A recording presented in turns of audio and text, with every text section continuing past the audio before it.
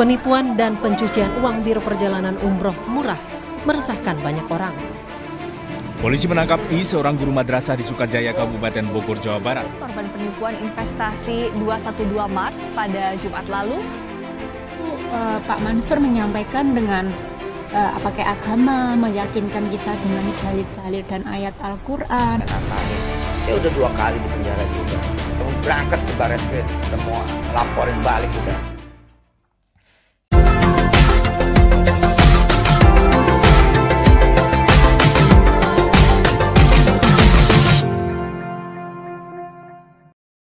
Assalamualaikum warahmatullahi wabarakatuh.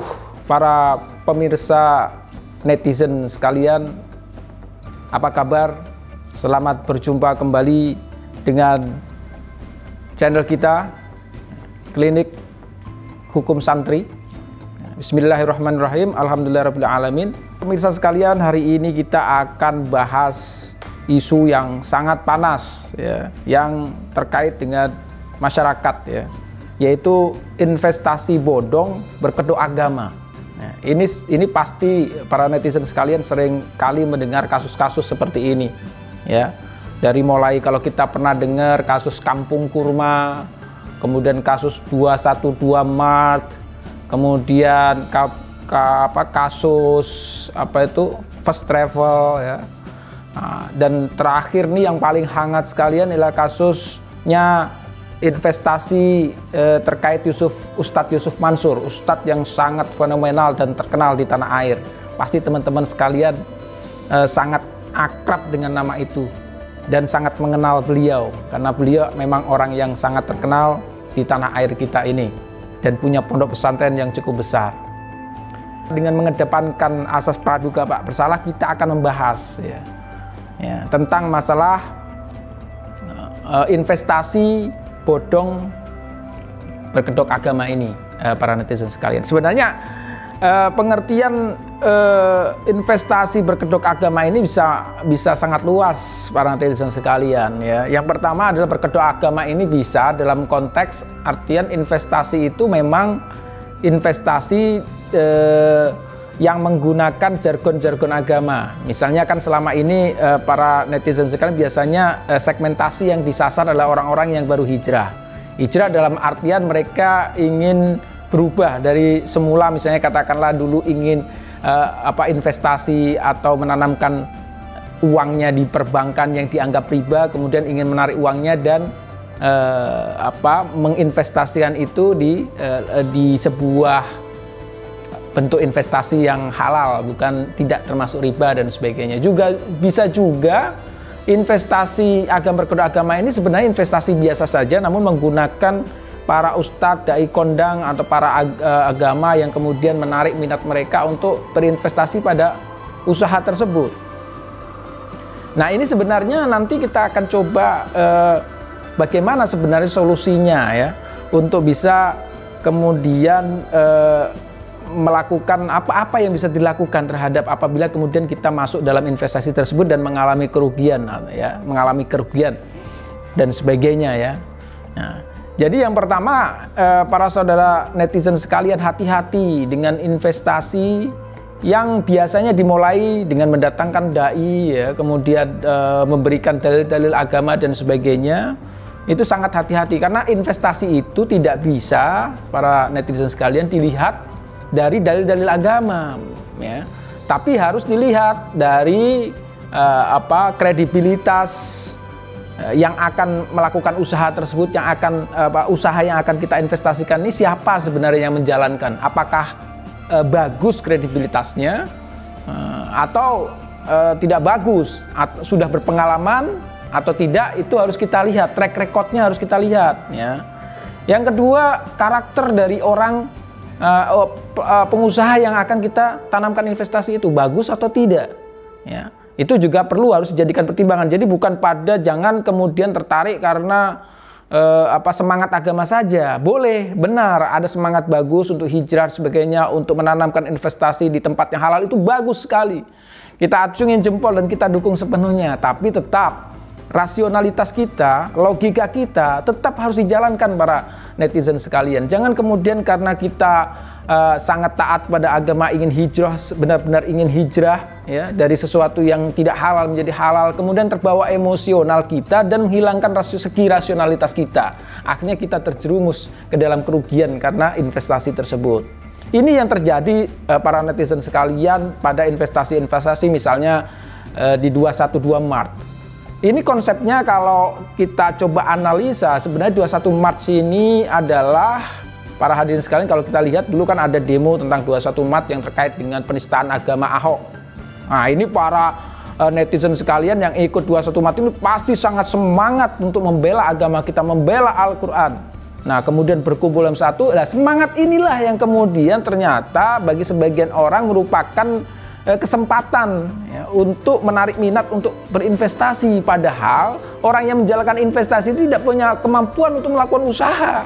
Jadi sejak awal pada waktu 21 Maret itu melakukan usahanya, saya sudah prediksi ini pasti akan bangkrut, ini pasti akan merugikan, ini pasti akan menimbulkan masalah di kemudian hari.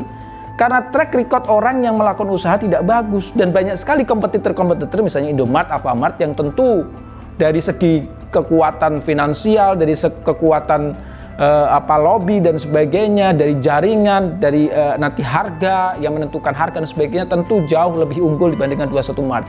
Dan terbukti kemudian hari 21 Maret ternyata rugi dan kemudian hampir tutup semuanya dan akhirnya menimbulkan kasus dan banyak kerugian yang miliaran rupiah. Dan dalam konteks ini yang dirugikan adalah para netizen muslim sekalian yang berinvestasi tersebut.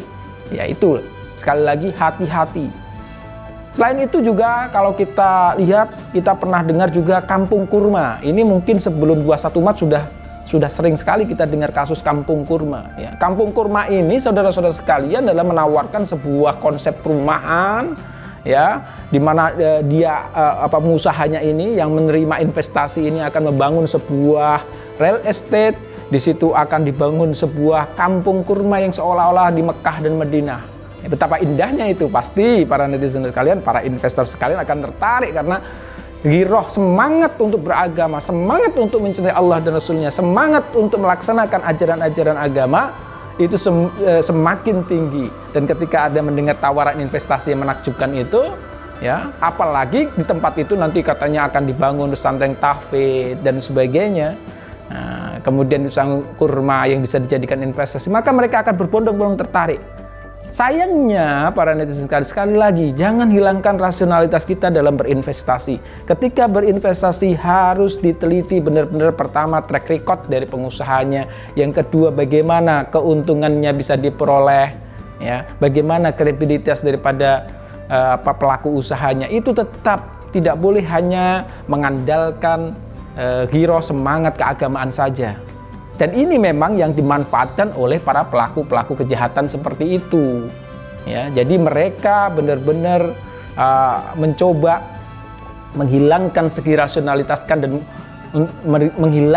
rasionalitasnya dengan menutupi dengan semangat keagamaan, sehingga mereka selalu menampilkan ketika misalnya di kampung kurma yang ngomong tentang masalah kurma atau yang berpresentasi misalnya tentang dihadirkan ustadz terkenal yang bicara tentang keagamaan dan sebagainya, akhirnya hilang rasionalitasnya dan mereka dengan mudah menanamkan investasi di sebuah investasi yang sebenarnya secara logika, secara akal sehat, secara ilmu pengetahuan logis itu tidak mungkin terrealisir. Ya. Dan yang terakhir itu yang lagi heboh ini sekarang para netizen sekalian adalah investasi, sebenarnya ini investasi lama ya.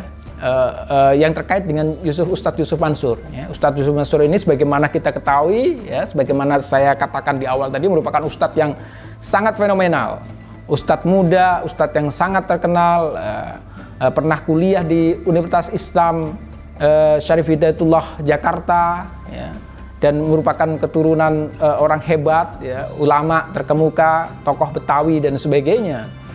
Sehingga apabila sebuah investasi kemudian menghadirkan beliau, tentunya para investor sekalian bukan melihat yang investasinya bentuknya apa, kemudian usahanya apa, dia melihat hanya sosok daripada Ustadz Yusuf Mansur. Sehingga kemudian tanpa berpretensi apa-apa, ya, artinya dengan mengedepankan asas praduga tak bersalah saya kepada Yusuf Mansur, sebenarnya para netizen sekalian tetap harus mengedepankan rasional ya.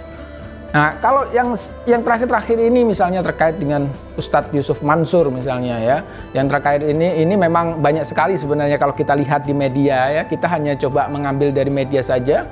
Itu kasusnya UYM ini terkenalnya Ustadz Yusuf Mansur ini memang sangat banyak, tapi kami tidak tahu benar dan salah karena dalam konteks keduniaan ini benar dan salah itu nanti ditentukan dengan putusan pengadilan ya. Itu benar dan salah di dunia ya, tapi kalau di akhirat ya tentu saja hati nurani yang berkata, hanya Yusuf Mansur dan Allah yang mengetahuinya, kita tidak tahu karena secara hukum ya pengadilan nanti yang memutuskannya. Jadi dalam kasus Ustadz Yusuf Mansur misalnya kita coba utarakan ya berdasarkan data-data yang ada di media ya, di jejak dengan jejak digital yang ada, misalnya kasus investasi di Jogja misalnya ya, untuk membangun apartemen Vidimoya misalnya, yang kemudian tidak berhasil, yang diinisiasi oleh Ustadz Yusuf Mansur tidak berhasil, kemudian melahirkan berbagai macam komplain, keluhan, bahkan kemudian melahirkan gugatan dan laporan polisi, kemudian sampai kemudian kasus pembangunan Hotel City ya, sampai hingga sekarang ini bahkan isunya terus berkembang ya. Dan yang terakhir yang kasus yang di Masjid Darussalam ya, yang di Masjid Darussalam di sini ya. Nah kasus seperti itu saudara-saudara sekalian ya, itu adalah pertama ada dua macam. Yang pertama bisa jadi UYM sendiri yang kemudian mengumpulkan ya, dan kemudian ditransfer ke rekening beliau. Dan juga ada yang dengan sistem yang lain di mana UYM kemudian menghadirkan seseorang yang dianggap UYM kredibel ya, dianggap sebuah pengusaha yang sukses, pengusaha yang kredibel, pengusaha yang dermawan, kemudian ditawarkan kepada masyarakat untuk berinvestasi ke pengusaha tersebut. Tanpa kemudian seharusnya yang pertama ya maka kemudian para netizen sekalian bukan melihat pengusaha tersebut, tapi melihat sosok UYM yang memang sosok yang fenomenal dan layak untuk dipercaya, namun pada akhirnya gagal gitu kan, melahirkan kemudian gugatan, melahirkan komplain, melahirkan protes dan sebagainya. Oke, itu adalah latar belakang atau bentuk macam-macam investasi, bentuk investasi bodong yang berbentuk agama, dan nanti pasti di kemudian hari masih akan terjadi lagi seperti itu karena orang yang semangat agamanya sangat mudah untuk dihilangkan rasionalitasnya. Karena itu kata orang ada yang kalau misalnya kita ingin bentuk seorang teroris itu gampang sekali, karena orang yang sudah semangat agama tinggal dikulik-kulik sedikit dia akan gampang tergerak hatinya. Nah ini juga para netizen sekalian, nanti di kemudian hari pasti akan terus bermunculan tentang bentuk-bentuk investasi yang ditawarkan dengan berkedok agama atau dengan mengundang para tokoh agama untuk kemudian menjadi yang berpresentasi di depan para netizen sekalian atau masyarakat sekalian. Tapi tentu yang saya ingatkan, jangan cepat terbujuk ya, jangan cepat kemudian tertarik untuk menanamkan uang Anda ke perusahaan mereka ya. Tetap harus pelajari, kalau perlu undang para ahli yang ahli investasi untuk berkomunikasi dulu, untuk berdiskusi layak enggak kita berinvestasi ke perusahaan tersebut, tanpa harus memisahkan siapa yang di belakang itu. Jangan mentang-mentang yang di belakangnya misalnya UYM kemudian kita percaya begitu saja. Meskipun UYM memang bisa saja jadi orang yang terpercaya karena dia adalah seorang kiai misalnya, dia seorang yang fenomenal. Di logika kita nggak mungkin lah UYM akan bohong, nggak mungkin lah UYM akan menipu orang, nggak mungkin lah UYM kemudian tidak bertanggung jawab misalnya kalau ada kerugian, kalau misalnya ada kegagalan dan sebagainya. Tapi kenyataannya, faktanya bisa kita lihat ya, hingga saat ini masih banyak persoalan-persoalan yang terkait dengan UYM yang belum terselesaikan dengan baik, sehingga melahirkan sampai sekarang isu-isunya terus berkembang panas. Yang terakhir ini adalah yang kasus JBN itu ya, Jabal Nur, yang investasi itu yang berupa investasi batubara ya, perusahaan batubara trading. Ini juga memanfaatkan masyarakat Islam yang sangat khusyuk, yang ingin hijrah. Ini memang terus terang para netizen sekalian, ini cukup cukup menyedihkan gitu di tengah-tengah kesusahan yang seperti ini, tengah-tengah pandemi seperti ini.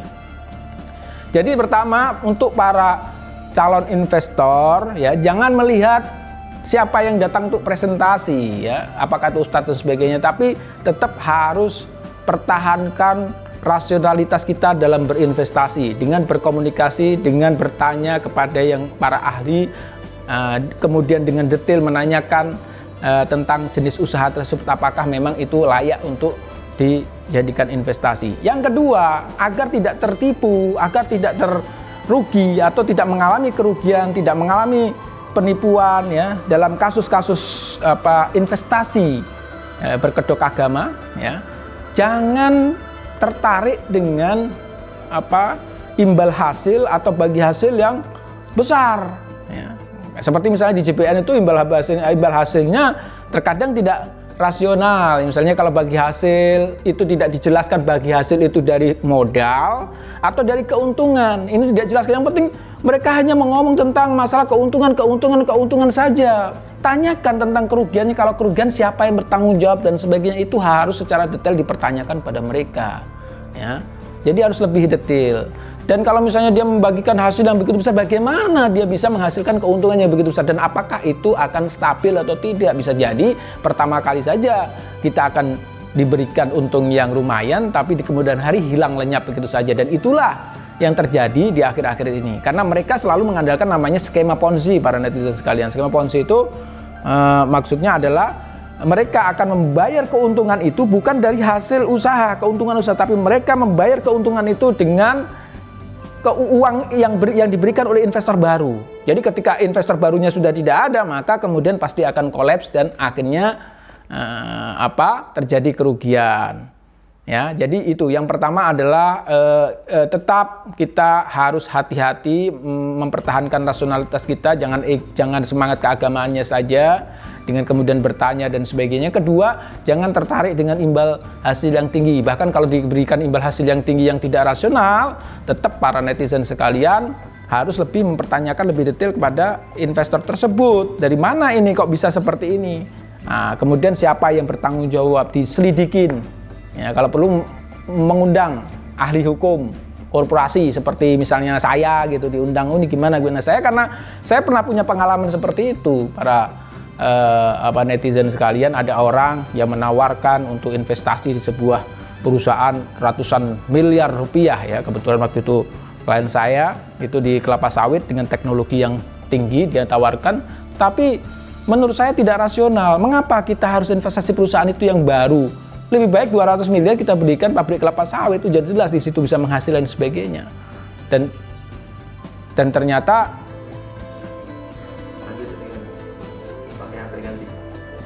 ya, dan ternyata memang akhirnya investasi tidak jadi ya, karena itu. Jadi silahkan minta saran kepada orang-orang yang ahli, baik itu ahli hukum secara hukum maupun ahli investasi atau ahli ekonomi secara ekonomi. Jadi jangan menuruti ego keagamaan saja tanpa memperhatikan itu.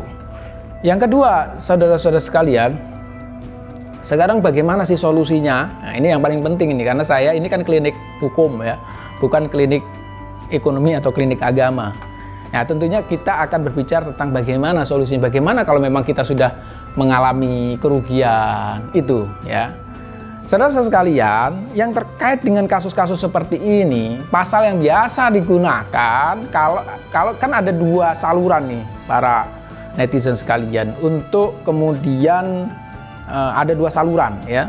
Pertama untuk menyelesaikan masalah ini. Pertama adalah musyawarah, tiga lah. Pertama musyawarah tentunya, mediasi dan sebagainya silahkan. Tapi biasanya tidak akan terjadi kesepakatan ya setelah musyawarah karena masing-masing bahkan kalau orang itu penipu dia akan hilang.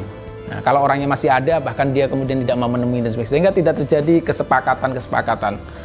Nah, apa yang kemudian dilakukan? Ya, ada dua saluran tersebut. Yang pertama saluran perdata. Saluran perdata ini para netizen sekalian adalah menggunakan lembaga pengadilan untuk menyelesaikan persoalan ini.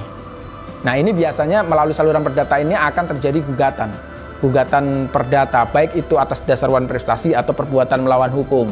Ini nanti tinggal dimusyawarahkan dengan para ahli hukum atau dengan pengacara bagaimana apakah ini ditarik ke uang prestasi atau kemudian ke perbuatan melawan hukum. Itu para pengacara tentunya sudah berpengalaman untuk melihat mana yang lebih baik.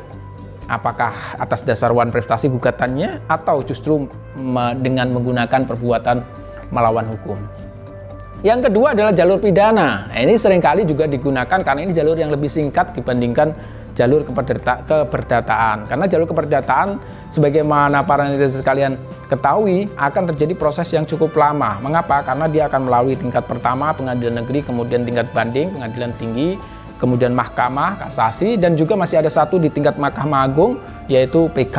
Ini membutuhkan waktu 2 tahun lebih para netizen sekalian. Tentu selain waktu yang panjang juga dibutuhkan biaya yang tidak sedikit. Jadi kalau misalnya Anda cuma investasi 10 juta sendirian gugat, ya wallahu a'lam, dengan pengadilan negeri aja mungkin uang Anda sudah selesai. Ya, jadi harus pengacara dan sebagainya harus memikirkan cara yang lebih singkat. Dan salah satu cara yang lebih singkat adalah melalui acara pidana, ya, dengan melaporkan ke polisi atau ke pihak yang berwenang, ke pihak polisi, kepolisian. Nah, biasanya pasal yang digunakan para netizen sekalian adalah pasal pidana penipuan dan penggelapan, yaitu pasal 378 dan pasal 372 KUHP, Kitab Undang-Undang Hukum Pidana, ya. Nah, para netizen sekalian, dalam konteks biasanya itu, ya, kalau nggak penipuan, mereka akan mendakwakan tentang penggelapan. Ini memang pasal yang harus diteliti, ya, kasus per kasus berbeda. Misalnya dalam kasus UYM ini bisa jadi kalau misalnya kasusnya itu UYM sendiri yang menerima transferan uang, itu bisa masuk penipuan atau penggelapan. Sedangkan kalau misalnya UYM misalnya dalam kasus yang cuma dihadirkan untuk menjadi presentasi, ya, itu bisa dilakukan laporan dalam laporan pidana, ya, perbantuan masuknya, karena dia tidak menerima uang itu dan tidak memanfaatkan uang. Tapi harus dicek lagi, ya, diteliti lagi.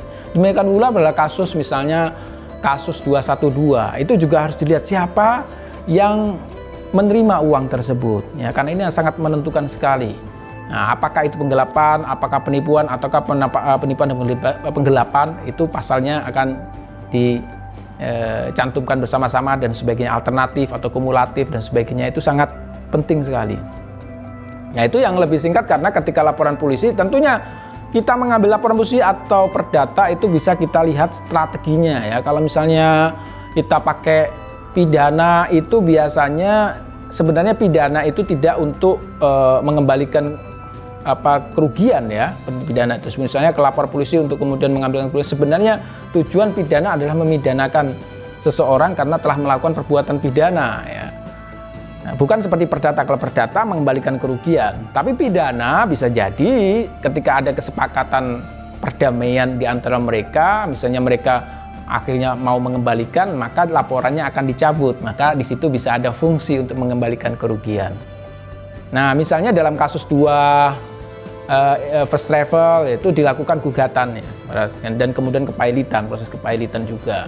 Kemudian dalam kasus Kampung Kurma itu laporan polisi, ya kan, dan banyak sekali, ya. Nah, itu adalah harus ada strategi, ya, strategi yang harus dilakukan, ya. Misalnya kalau misalnya kita mau laporkan pidana dan kita ingin mengharapkan pengembalian, maka tentu saja kita harus melihat kredibilitas dari orang tersebut. Misalnya kalau seorang yang diduga melakukan perbuatan itu adalah seorang tokoh masyarakat, seorang yang memiliki uang yang banyak, seorang yang sangat dikenal di tengah kalangan masyarakat, itu sangat mungkin sekali untuk dilakukan misalnya dengan strategi pidana karena lebih cepat. Kalau perdata itu akan lama sekali. Karena tentunya kalau dia memang dinyatakan sebagai tersangka, misalnya katakanlah tersangka penipuan atau penggelapan, maka dia tentu saja akan memilih jalur perdamaian yang dengan cara mengembalikan uang itu. Namun saudara-saudara, ini yang paling penting. Dalam kasus seperti ini, apalagi investasinya kecil-kecil 10 juta itu, strategi yang harus digunakan kalau Bapak Ibu netizen sekarang ini yang mengalami kerugian ingin melakukan pengembalian kerugian atau ingin melakukan tindakan hukum, harus satu itu, bersatu, ya. Jangan sendiri-sendiri. Kalau sendiri-sendiri, para netizen kalian, Anda lapor polisi sendiri atau 5 orang misalnya, kata dengan kerugian 10 juta, 10 juta, 10 juta, 10 juta. Maka yang Anda laporkan atau terlapor dalam konteks seperti ini pasti akan ngomong sama polisi, ya udahlah saya bayar kembali, 50 juta selesai. Maka laporan akan dicabut. Kalau Anda tidak mau mencabut laporan, polisi pun akan enggan untuk menangani perkara ini. Karena konteksnya adalah sebenarnya polisi pun kalau kasusnya kecil-kecil, dia akan ingin mengupayakan perdamaian di antara mereka. Kalau misalnya satu pelapor tidak mau damai, maka mereka polisi akan enggan melanjutkan perkara tersebut. Selanjutnya saudara-saudara sekalian, para netizen sekalian, kalau bersatu ya kalau misalnya 10 juta itu lebih baik bersatu karena biayanya bisa ditanggung bersama. Dan yang kedua, efeknya jauh lebih besar saudara-saudara. Karena ketika bersatu itu juga harus yang kedua adalah bersatu dan bersepakat, tidak boleh pecah.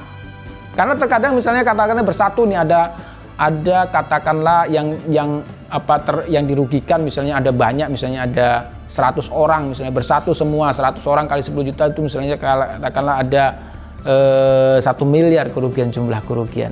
Itu biasanya sebagian mau dibayar, sebagian tidak. Itu jangan, kalau mau bareng-bareng. Kalau nggak mau tidak bayar. Kalau mau bayar ini bayar semuanya, jangan satu-satu.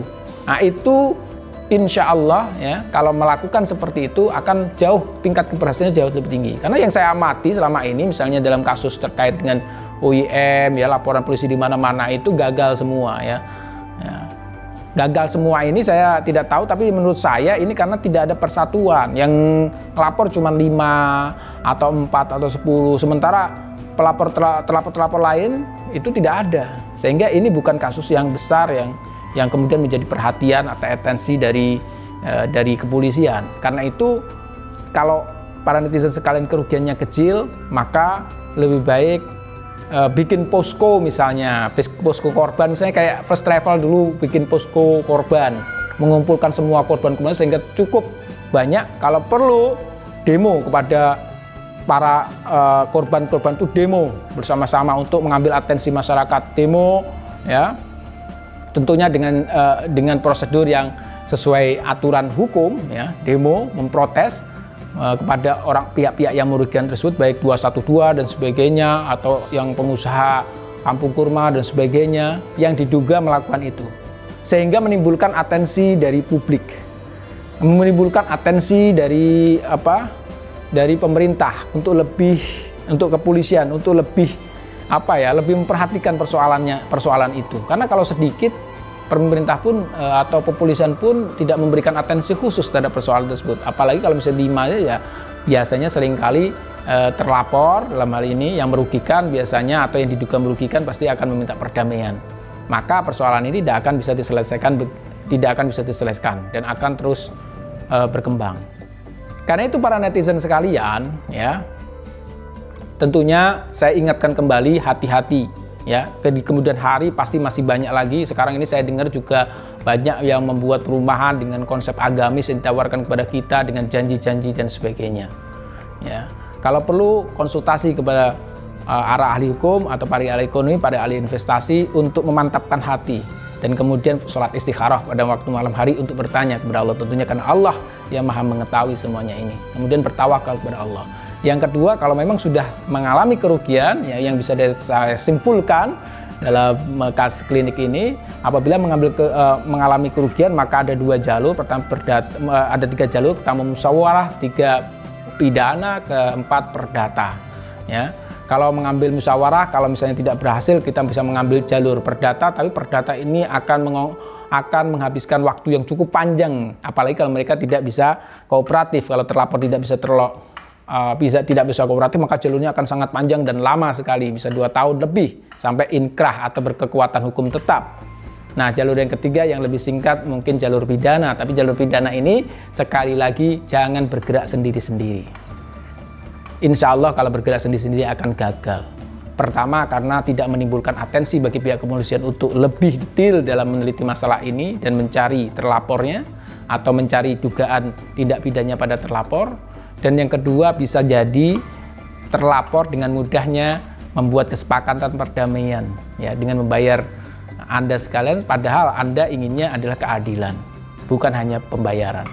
Dan pada akhirnya, kalau begitu coba bentuk posko yang seperti yang baik. Nah, posko yang bisa menampung banyak para korban lain yang cukup signifikan.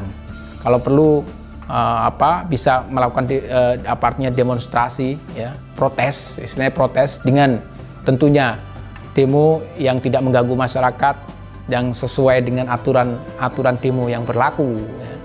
Nah, untuk memperjuangkan aspirasi itu sehingga menimbulkan atensi bagi pemerintah ya untuk kemudian menjembatani kasus ini bersama-sama. Ya, harus bersatu. Kalau sendiri-sendiri hampir tidak mungkin. Ya, kalau sendiri-sendiri sangat mudah dimentahkan baik itu di perdata maupun di pidana. Begitu para netizen sekalian, ya, saya ulangi lagi, ini bukan bermaksud untuk mengatakan bahwa terlapor pasti salah, tidak. Misalnya UYM itu salah, tidak, karena dalam konteks dunia, ya, sekali lagi untuk menentukan kebenaran mana yang benar dan mana yang salah, itu adalah putusan pengadilan. Terlepas dari putusan pengadilan itu putusan yang jujur atau tidak, wallahu alam bisawab. Tapi dalam konteks dunia, untuk menentukan siapa yang benar dan siapa salah, itu adalah putusan pengadilan yang berkekuatan hukum tetap. Untuk menentukan siapa yang jadi tersangka, siapa yang jadi tersangka, itu adalah kewenangan pihak kepolisian. Untuk memutuskan siapa yang menjadi terdakwa, itu kewenangan kejaksaan. Dan siapa yang menjadi terpidana yang salah dalam konteks itu adalah putusan dari pengadilan. Itu dalam konteks dunia. Tapi dalam konteks akhirat, maka kembali ke hati diri kita. Kalau memang kita merasa bersalah, kalau misalnya ustadznya yang merasa bersalah atau pihak yang melapor yang merasa bersalah, mari introspeksi pada diri kita masing-masing. Ya. Kalau memang merasa bersalah, maka kembalikan haknya pada orang yang sudah kita rugikan tersebut. Karena ingat, dosa yang sangat besar, ya, bahkan bisa dikatakan paling besar adalah dolim. Ya. Dolim, mendolimi manusia, itu sangat besar sekali dosanya. Apapun amal kita sebagainya, kalau kita pada akhirnya mendolimin orang, maka bisa jadi itu terhapus. Jadi saya ingatkan sekalian kepada para ustadz, ya, para dai kondang, para ahli agama, jangan mudah untuk dimanfaatkan orang, ya, untuk presentasi, menawarkan sebuah produk yang para ustadz sekalian, yang para dai sekalian tidak kenal itu. Ya, karena tugas Anda itu sebenarnya untuk memberikan pengetahuan agama, bukan untuk mempresentasikan tentang masalah bisnis. Bolehlah ustadz berbisnis, tidak ada yang melarang. Tapi ingat, ya, hati-hati. Dan kalau memang tidak punya kemampuan di bidang itu, jangan sekali-kali kemudian menawarkan investasi di bidang itu. Ya, akhirnya malah kemudian terlibat permasalahan seperti ini. Dan kalau memang merasa Anda sudah merugikan pihak yang lain, maka datangilah masyarakat itu dan kemudian selesaikan dengan baik sehingga semuanya ridho, saling meridhoi. Karena dosa dolim kepada manusia itu bukan hanya di dunia saja, di dunia Allah akan mengazabnya, demikian pula di akhirat. Ya. Anda bisa menghindar di dunia ini, tapi di akhirat tidak bisa menghindar. Jadi para ustadz, para dai sekalian harus hati-hati. Ya.